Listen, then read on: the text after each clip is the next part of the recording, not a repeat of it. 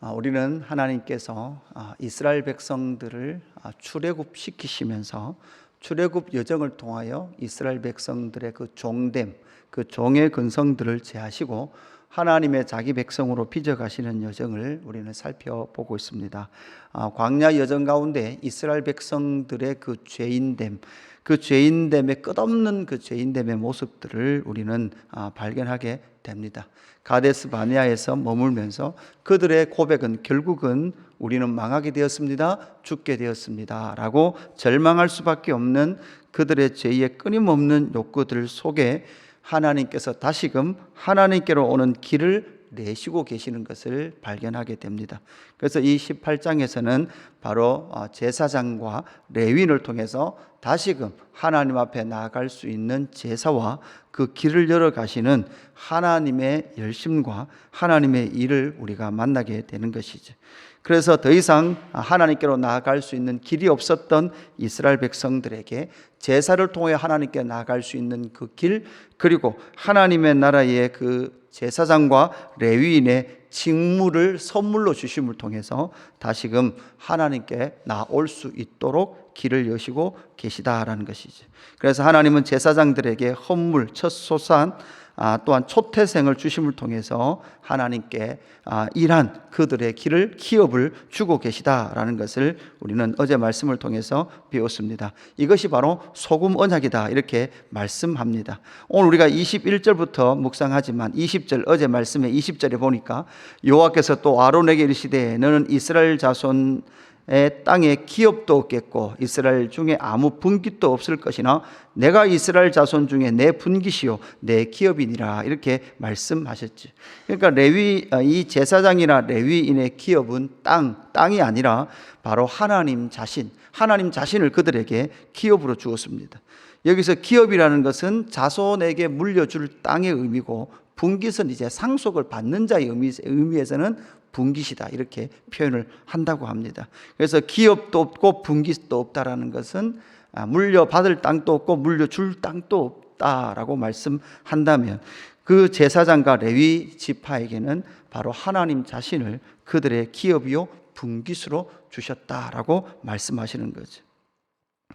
그러면서 이제 레위인의 몫은 어떻게 되느냐, 레위인은 어떻게 살아갈 것인가. 그래서 레위인에게 주는 복이 무엇인지를 우리가 살펴보게 되는 것이죠. 하나님께서 레위인에게 땅은 주시지 않지만 하나님께서 주시는 그들의 몫이 무엇인가. 우리는 분명히 첫 번째 알아야 될 것은 당연히 레위 지파에게도 여호와가 그들의 기업이요 분깃이 된다라는 것을 말씀해 줍니다. 땅을 기업으로 받지 못한 그들에게는 하나님께서 이제 레위 지파가 살아가야 될 그 삶을 어떻게 책임지십니까? 하나님을 그들에게 분깃으로 주시고 하나님께서 그들의 삶을 뭐 하신다는 것이죠? 책임지시고 인도하신다라는 것이죠. 여러분, 그 레위 지파는 어떤 일을 하게 됩니까? 22절에 보니까 21절에 회막의 일을 하는데 22절 이후로는 이스라엘 자손이 회막에 가까이 하지 말 것이라 제값으로 죽을까 하노라 이렇게 말합니다. 그러니까 이스라엘 백성들은 이제는 하나님의 여호와의 회막에 가까이 갈 수 없습니다. 그래서 그 모든 회막에 가까이 오는 업무들을 누가 대행하게 되는 거죠? 레위인이 대행하게 됩니다. 그래서 23절 그러나 레위인은 회막에서 봉사하며 자기들의 죄를 담당할 것이요. 여기서 자기들의 죄는 레위인의 죄뿐만 아니라 이스라엘 모든 백성의 죄를 레위인이 담당하여 이렇게 해석이 됩니다. 이스라엘 자손 중에서 기업이 없을 것이니 이는 너희 대대의 영원한 규례다 이렇게 말씀을 하고 있는 것이죠. 그래서 이렇게 이스라엘 백성들을 대신하여 회막에 봉사하는 일을 하며 이스라엘 백성들이 제사장을 통해 하나님께 나아갈 수 있는 그 일을 도우며 그들은 일하게 되는 것이죠. 그렇게 일하게 된 이 레위 지파에게 하나님께서 주시는 또 하나의 복은 무엇입니까? 바로 11조라는 복을 그들에게 주시죠. 그래서 21절에 보니까 내가 이스라엘의 11조를 레위 자손에게 기업으로 다 주어서 이렇게 말씀합니다. 그러니까 이스라엘 백성들, 나머지 지파들은 다 땅을 기업으로 받죠. 분깃으로 받습니다. 그 땅을 분깃으로 받았던 그 소산에서 나는 11조를 누구에게 드리는 거예요? 레위 지파 레위인들에게 주는 것입니다. 그렇게 될 때 이 11조를 통하여 이스라엘 백성들 중에 레위 지파는 그 11조가 바로 그들의 기업이 되는 거죠. 그럼 이 11조는 원래 누구에게 드리는 겁니까? 여호와께 드리는 겁니다. 그래서 여호와를 기업으로 받은 레위 지파에게는 이 11조가 돌아가게 된다라는 것이죠. 그 11조를 통하여 그 백성들은 하나님의 그 풍성한 은혜들을 누리게 되는 것이죠.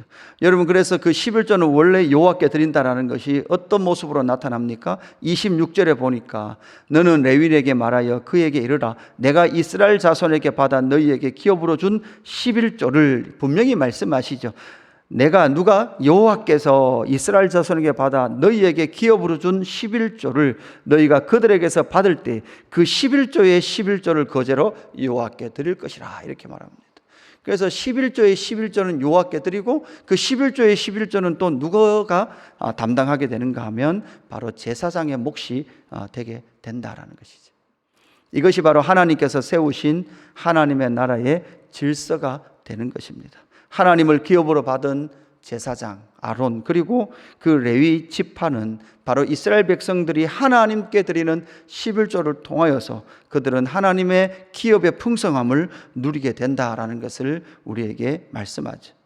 여러분, 이것은 우리는 기억해야 될 것이 있습니다. 이 11조는 바로 레위기나 민수기에서 등장하지만 이 11조의 기원은 어디에 있습니까? 여러분, 이것을 신약에 가면 히브리서 저자는 히브리서 7장을 여러분 이 11조의 율법과 함께 같이 묵상을 해보면 많은 은혜가 되죠. 히브리서 7장에 보면 이렇게 말합니다. 이 멜기세덱은 살렘 왕이요 지극히 높으신 하나님의 제사장이라 여러 왕을 쳐서 죽이고 돌아오는 아브라함을 만나 복을 빈 자라 이렇게 말씀하죠. 그러니까 신약의 히브리서 저자는 이 11조를 가지고 이 레위기나 민수기에 나오는 이 11조의 기원을 찾지 아니하고 하나님께서 아브라함을 부르셨던 그 아브라함을 부르셨을 때부터 아브라함을 통해서 이미 11조라는 것이 등장하고 있다는 것을 말씀해 주고 있죠. 그러니까 아브라함이 이제 승리하고 돌아올 때 멜기세덱을 만나고 멜기세덱이 그 아브라함에게 복을 빌므로 말미암아 아브라함이 이 모든 것의 10분의 1을 그에게 나누어 주니라. 그 이름을 해석하면 먼저는 의의 왕이요 그 다음은 샬렘의 왕이니 곧 평강의 왕이라 이렇게 말하죠. 그러니까 왕에게 샬렘의 왕인 멜기세덱의 아브라함이 뭐를 했습니까? 11조를 드렸던 것이죠. 멜기세덱이 11조를 하라고 말한 것도 아닙니다. 승리하고 돌아올 때 멜기세덱을 만나며 샬롬의 왕이요 이 승리의 왕이신 멜기세덱을 만날 때 스스로 아브라함은 그렇게 11조를 드렸다라고 말씀하고 있습니다. 이 멜기세덱은 어떤 자입니까? 아버지도 없고 어머니도 없고 족보도 없고 시작한 날도 없고 생명의 끝도 없이 하나님의 아들과 닮아 항상 제사장으로 있었다 이렇게 말씀합니다. 그러니까 여러분 멜기세덱은요 왕의 모델이기도 하고 제사장의 모형이기도 해요. 그러니까 사실 이 히브리서 7장에서는 무슨 이야기를 하는가 하면 그 다음 본문도 보여주시면 이렇게 돼 있는 거죠. 여러분 원래 이 11조는 누가 받아야 되는 거예요? 레위인이 받는 거죠. 제사장이 받아야 되는데 사실 이 예수님은 레위 지파로 옵니까? 유다 지파로 오십니까? 유다 지파의 후손으로 오시는 거죠. 그러니까 이스라엘 백성들은 다시금 제사를 자꾸 드리려고 하는 거예요. 이 히브리서 상황에서는 제사장이 있어야 되고 다시 제사를 드리려고 자꾸 이야기하고 있는 이 예수를 믿은 유대인들에게 예수님을 잘 봐라. 예수님은 멜기세덱과 같이 왕의 직분과 누구의 직분? 제사장의 모든 직분, 이 두 직분을 온전히 감당하신 분이다 이렇게 말하죠. 그래서 이 예수 그리스도를 만난 자들, 그 예수 그리스도를 만난 자들은 당연히 하나님의 왕권을 인정하며 이제는 레위 지파가 아니라 유다 지파로 오신 예수 그리스도께서 온전한 제물이 되셔서 샬렘의 평강의 왕으로서 뿐만 아니라 영원한 대제사장으로 너희 가운데 계시다라는 것, 더 이상 짐승의 제사를 드릴 필요가 없다라는 것을 히브리서 저자는 분명히 말씀하고 있는 거죠.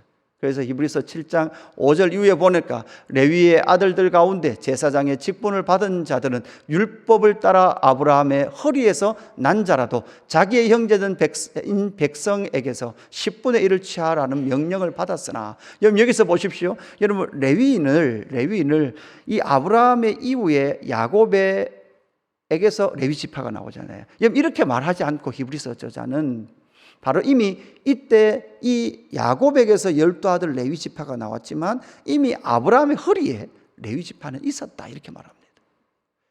그래서 이 히브리서 저자는 예수 그리스도의 완전하심, 왕으로서 제사장으로서 완전하심을 말씀하고 있는 것이죠.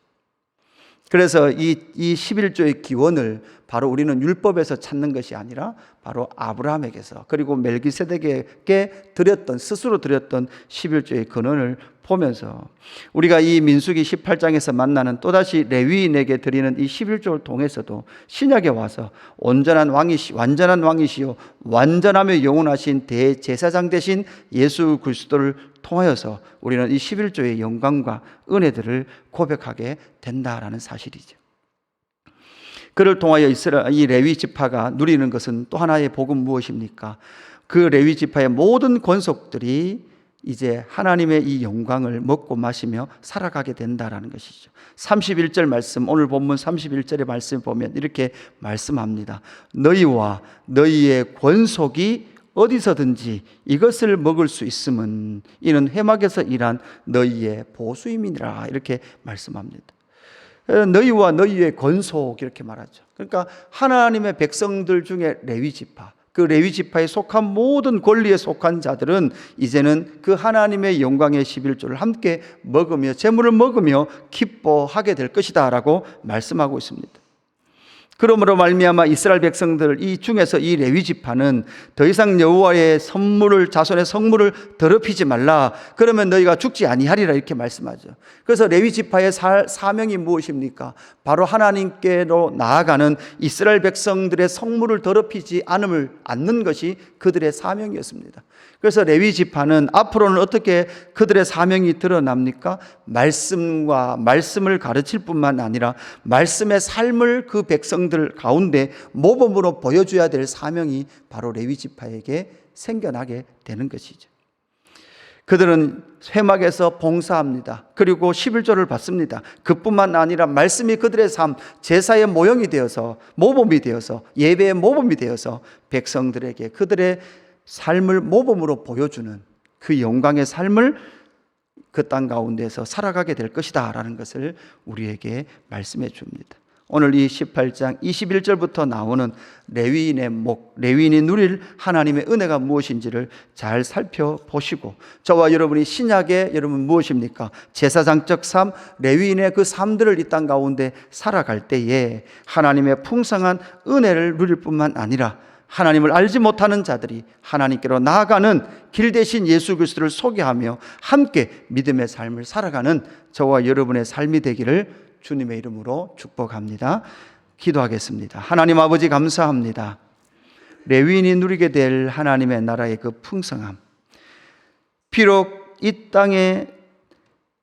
땅을 기업으로 받지는 못하지만 하나님을 기업으로 받아서 하나님의 그 기업의 풍성함을 얻고 누리게 될 이 레위인의 풍성한 삶을 오늘 우리는 말씀을 통해서 만납니다.